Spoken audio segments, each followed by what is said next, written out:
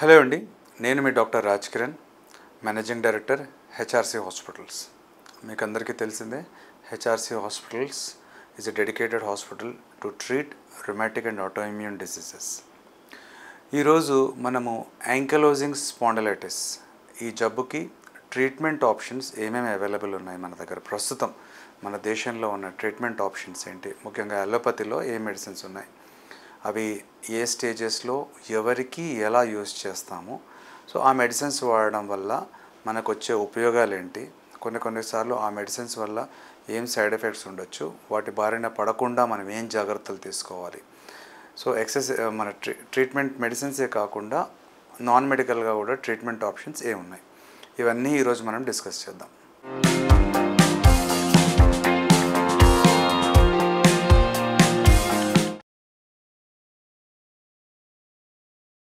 ఇప్పుడు ట్రీట్మెంట్కి వస్తే మనం ఫార్మకలాజికల్ ట్రీట్మెంట్ అంటే మెడికల్ ట్రీట్మెంట్.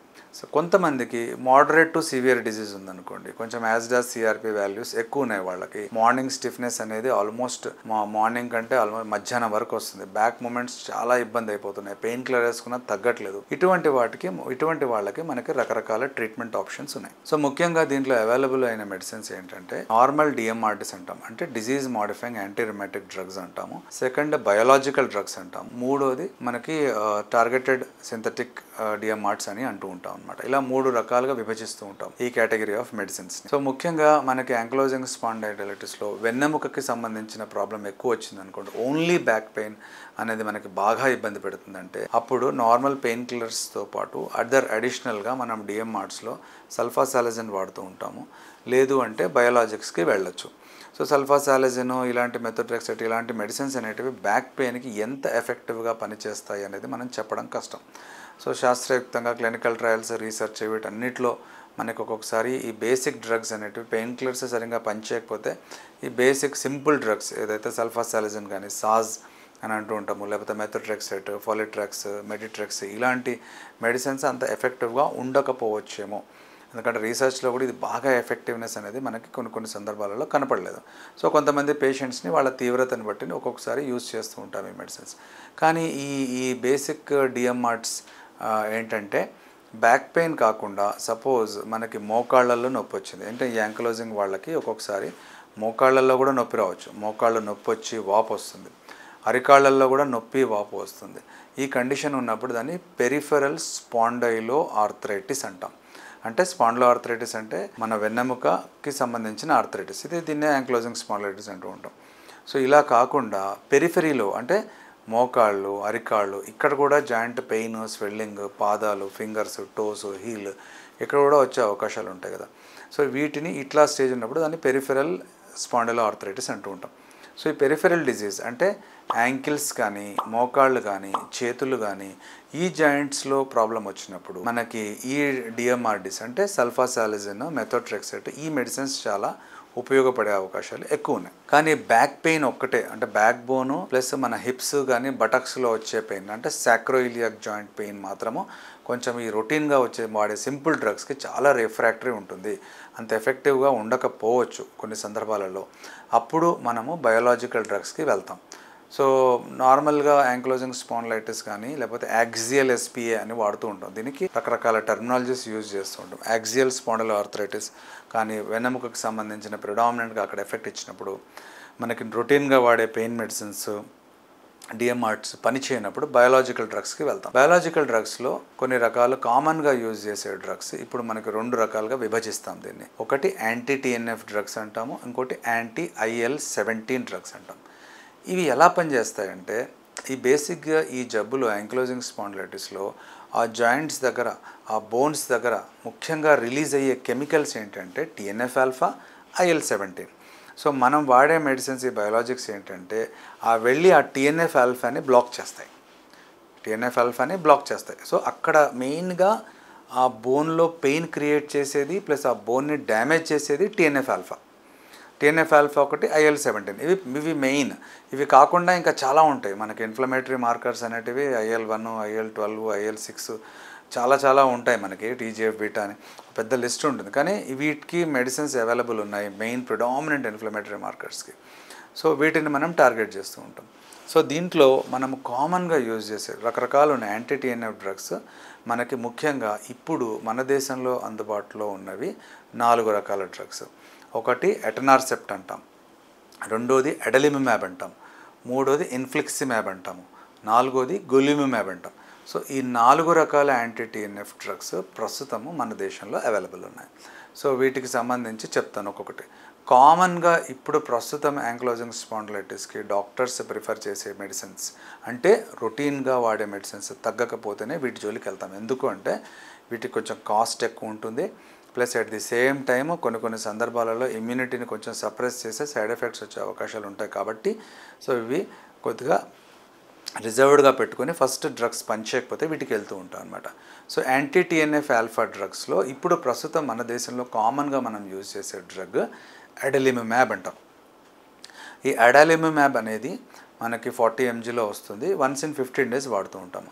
గుర్తుపెట్టుకోండి, ఈ మెడిసిన్ ప్రిస్క్రైబ్ చేసే ముందు డాక్టర్స్ చాలా టెస్టులు చేసేసి మీ బాడీకి ఈ మెడిసిన్ సూట్ అవుతుందా లేదా, సో మీ బాడీ ఈ మెడిసిన్ యాక్సెప్ట్ చేస్తుందా లేదా అన్నీ చూసి నిర్ధారించి డెసిషన్ తీసుకుంటారు.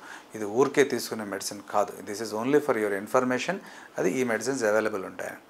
సో అడలిమిమాబ్ అనేది మనకి రకరకాల పేర్లలో కమర్షియల్ నేమ్స్లో అవైలబుల్ ఉంది. చాలా ఆల్మోస్ట్ 10-15 కంపెనీస్ నుంచి ఈ డ్రగ్ ఉంది మన దేశంలో. మీకు ఆశ్చర్యకరమైనటువంటి విషయం ఏంటంటే ప్రపంచంలో అత్యంత ఎక్కువ సేల్ ఉన్న మెడిసిన్ ఏది అంటే ఇదే అడలిమిమాబ్. అమెరికాలో చూస్తే హైయెస్ట్ కన్జంప్షన్ ఈ డ్రగ్కు ఉంటుందన్నమాట, ఈ అడలిమిమాబ్ అనే మెడిసిన్కి. అడలిమిమాబ్, ఇంకోటి ఇన్ఫ్లిక్సిమాబ్ అనేది ఉంటుంది మెడిసిన్, అది కూడా యాంటీ టీఎన్ఎఫ్. ఈ డ్రగ్స్ హైయెస్ట్ సేల్ ఉంటాయి. ఎందుకు అంటే క్రానిక్ థెరపీ ఒకసారి పేషెంట్ స్టార్ట్ చేసిన తర్వాత కంటిన్యూస్గా వాడుతూ ఉంటారు ఎక్కువ రోజులు కాబట్టి. సో అడలిమిమాబ్ ఏం చేస్తామంటే మన దేశంలో ఎవ్రీ 15 daysకి ఒకసారి ఇస్తూ ఉంటాం ఈ డ్రగ్ని. 15 daysకి ఒకసారి ఇస్తూ కనీసం మినిమం అయితే ఒక 3 to 6 months వరకు ప్లాన్ చేస్తాం. యాక్చువల్గా ఏంటంటే కొద్దిగా తీవ్రత ఉన్న పేషెంట్స్కి విదేశాలలో అమెరికా, యూకే ఇట్లాంటి అడ్వాన్స్డ్ కంట్రీస్లో మాత్రం కనీసం మినిమం 2 years ఇస్తూ ఉంటారు వాళ్ళు. ఎందుకంటే 2 years వాడితే డిజీజ్ మొత్తం సప్రెస్ అయ్యి మళ్ళీ ఫ్యూచర్లో రాకుండా ఉండాలని. మన దేశంలో ఏంటంటే మినిమం అయితే మనము 3 months అని చెప్తాము. 6 months వరకు కూడా వాడితే మంచిది. అఫోర్డబుల్ ఉన్న పేషెంట్స్, వాళ్ళకి మెడిసిన్ బాగా సూట్ అయిన వాళ్ళు, కంఫర్టబుల్గా ఉన్న వాళ్ళు 2 years 3 years కూడా తీసుకునే వాళ్ళు ఉన్నారన్నమాట.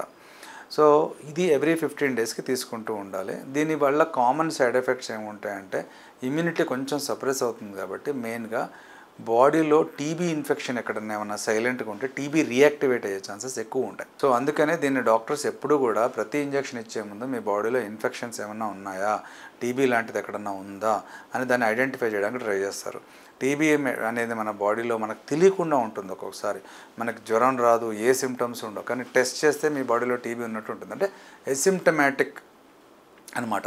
ఎప్పుడైతే మనం కోవిడ్లో నేర్చుకున్నామో కోవిడ్ వాళ్ళకు కూడా ఏది జబ్బు సిమ్టమ్స్ లేకుండా చాలామంది టెస్ట్ చేస్తే పాజిటివ్ వచ్చిన వాళ్ళు చాలామంది ఉన్నారు.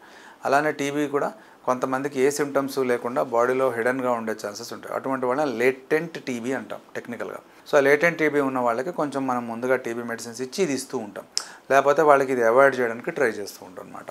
సో ఇదొక్కటే దీంట్లో మేజర్ కాంప్లికేషన్. ఇది తప్ప వేరే ఎక్కువ మేజర్ ప్రాబ్లమ్స్ ఈ పర్టికులర్ డ్రగ్కి ఉండవు.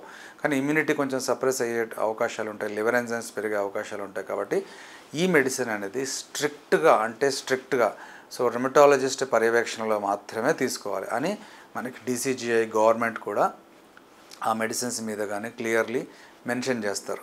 సో సెకండ్ థింగ్ ఏంటంటే ఈ పర్టికులర్ మెడిసిన్ వాడేటప్పుడు కంపల్సరీ డాక్టర్ పర్యవేక్షణలో ఉండాలి. మీరు తీసుకొని కంటిన్యూస్గా వాడే మెడిసిన్ కాదు.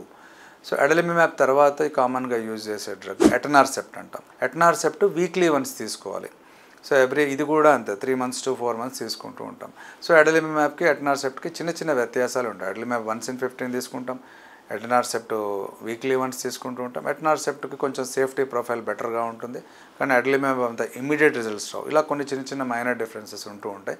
సో పేషెంట్ కండిషన్, వాళ్ళ ఏజ్ ప్రొఫైల్ని, వాళ్ళ బాడీ నేచర్ని బట్టి మనం డిసైడ్ చేస్తూ ఉంటాం. నెక్స్ట్ మూడో డ్రగ్ కామన్గా యూజ్ చేసేది ఇన్ఫ్లిక్సిమాబ్ అంటాం. ఇన్ఫ్లిక్సిమాబ్ ఇప్పుడు అడలిమిమాబ్, ఎటనార్సెప్ట్ రెండు ఏంటంటే సబ్క్యూటేనియస్, అంటే స్కిన్ కింద మనం ఈ ఇంజెక్షన్ తీసుకుంటూ ఉంటాం అనమాట. అంటే మనకి ప్రతి అడ్లిమ్యాబ్ ప్రతి 15 డేస్కి ఒకసారి స్కిన్ కింద తీసుకోవచ్చు. ఇప్పుడు కొన్ని పెన్స్ కూడా వచ్చాయి, పేషెంట్స్కి నేర్పించేసేస్తే వాళ్ళంతట వాళ్ళే తీసుకుంటారు. ఇన్ఫ్లిక్సిమ్యాబ్ అనేది మనకి సెలైన్లో ఇవ్వాలి. ఇన్ఫ్లిక్సిమ్యాబ్ పేషెంట్కి ఏం చేస్తామంటే వాళ్ళు హాస్పిటల్లో ఉంచి డే కేర్లో ఉంచి మినిమం ఒక 3 to 4 అవర్స్ సెలైన్ ఇన్ఫ్యూషన్ ద్వారా వెళ్తూ ఉంటుంది ఇన్ఫ్లిక్సిమ్యాబ్. వాళ్ళ బాడీ వెయిట్ని బట్టి ఎంత ఇవ్వాలనేది ఇన్ఫ్లిక్సిమ్యాబ్ మనం డిసైడ్ చేస్తాం. సో ఈ సెలైన్ ఇన్ఫ్యూషన్ జనరల్గా ఫస్ట్ ఒకసారి ఇస్తాము, దాని తర్వాత 15 డేస్ తర్వాత ఇంకొక డోసు వెళ్తుంది, నెక్స్ట్ 1 మంత్ తర్వాత ఇంకొక డోసు, దాని తర్వాత ఎవ్రీ 2 మంత్స్కి ఒకసారి ఇస్తూ ఉంటాం అనమాట. సో ఇనిషియల్గా ఇచ్చేది లోడింగ్ డోస్ అంటాము. బాడీ లోడ్ అయిన తర్వాత డిజీజ్ తగ్గిన తర్వాత 2 మంత్స్కి ఒకసారి ఇన్ఫ్లిక్సిమ్యాబ్ అనేది మనము పేషెంట్స్కి ఇస్తూ ఉంటాం. ఇది జనరల్గా 6 మంత్స్ నుంచి 2 years వరకు వాడుతూ ఉంటాం. 4వ డ్రగ్ గొలిమిమ్యాబ్ అంటాం. ఈ గొలిమిమ్యాబ్ అనేది నెలకు ఒకసారి తీసుకునే ఇంజెక్షన్. ఇది కూడా సబ్క్యూటేనియస్ అంటే పెన్ రూపంలో వస్తుంది. మనము జస్ట్ ప్రిక్ చేసుకొని సెల్ఫ్గా తీసుకోవచ్చు. సో ఎవరైనా మన పేషెంట్స్ విదేశాల్లో ఉన్నారు, దూరం ఉన్నారు, డాక్టర్ యాక్సెస్ లేదు, ఓన్లీ టెలిఫోనికల్ కాన్వర్జేషన్లో తీసుకోవాలి అన్నప్పుడు, రాలేము అనుకున్నప్పుడు ఇది కొద్దిగా కంఫర్టబుల్ డ్రగ్. మంత్లీ వన్స్ తీసుకోవచ్చు, ప్లస్ సెల్ఫ్గా తీసుకోవచ్చు. దీని పెన్ సిస్టమ్ చాలా బాగుంటుంది గొలిమిమ్యాబ్ది. సో సెల్ఫ్గా తీసుకునే అవకాశాలు ఉంటాయి. కాకపోతే దీనికి కూడా సేమ్ అవే డిసడ్వాంటేజ్, యాంటీ TNF డ్రగ్ కాబట్టి దీన్ని కూడా మనకి ఇన్ఫెక్షన్ రిస్క్, లేటెంట్ టీబీ అనేది చెక్ చేసుకుంటూ ట్రీట్ చేయాలి. సో ఇప్పుడు ఈ 4 రకాల మెడిసిన్స్ ఉన్నాయి మనకి యాంటీ TNF డ్రగ్స్లో. సో వీటి రఫ్ కాస్ట్ ఎంత ఉంటుందంటే, మనకి ఎటనార్సెప్ట్ ఉంది అనుకోండి, 50 mg ఎటనార్సెప్ట్ అనేది సుమారుగా 5,000 నుంచి 7,000 వరకు ఉంటుంది. అంటే వారానికి అయ్యే ఖర్చు. మినిమం మనము 3 నెలలు నుంచి 6 నెలల వరకు వాడుతుండాలి. అదే అడలిమిమ్యాబ్ ఉందనుకోండి, అడలిమిమ్యాబ్ అనే ఇంజెక్షన్ మనకి ఇప్పుడు ప్రస్తుతం మార్కెట్లో 6,000 నుంచి 9,000 వరకు ఉన్నాయి డిఫరెంట్ కంపెనీస్లో. సో దీనికి మనము ఇది ప్రతి 15 రోజులకు ఒకసారి తీసుకోవాలి. మినిమం 3 months, 6 months, 9 months వరకు ఇస్తూ ఉంటాం. ఇన్ఫ్లిక్సిమ్యాబ్ అనేది ఏంటంటే మన బాడీ వెయిట్ని బట్టి ఇస్తుంటాం. ఇన్ఫ్లిక్సిమ్యాబ్ అనేది 5 mg/kg బాడీ వెయిట్ చొప్పున ఇస్తాం. సపోజ్ ఎవరైనా 60 కిలోలు ఉన్నారనుకోండి, 60 × 5 అంటే 300 mg. ఇది 100 mg వైల్లో వస్తుంది. సో ఈచ్ వైల్ వచ్చేసేసి మనకి రఫ్గా 12,000 నుంచి 18,000 వరకు ఉంది దీని కాస్ట్. సో ఇది 3 వైల్ అంటే ఆల్మోస్ట్ ఒక్కొక్క డోస్కి 40,000 నుంచి 50,000 వరకు ఖర్చు రావచ్చు. ఎందుకంటే ఇన్ఫ్యూజన్ కాబట్టి హాస్పిటల్లో ఉండాలి, వేరే మెటీరియల్ ఉంటుంది, నర్సింగ్ ఛార్జెస్, బెడ్ ఛార్జెస్ ఇవన్నీ యాడ్ అయిపోతూ ఉంటాయి అన్నమాట. సో ఇవి బేసిక్. గొలిమిమ్యాబ్ అనేది 25,000 నుంచి 30,000 మధ్యలో ఉంది, అది నెలకు ఒకసారి తీసుకునేది అది. సో ఇవి ఈ యాంటీ TNF బయోలాజిక్స్. ఇది ఫ్రెండ్స్ యాంక్లోజింగ్ స్పాండిలైటిస్కి ట్రీట్మెంట్ ఏ రకంగా ఉంటుంది, ఏమేమి అవైలబుల్ ఉన్నాయి, వాళ్ళ కాస్ట్ అన్నీ తెలుసుకున్నాం కదా. ఇంకా నేనేమైనా ఇందులో మిస్ అవుతే ప్లీజ్ మీ కామెంట్స్లో పెట్టండి, నేను I will try to answer it. Thank you very much friends.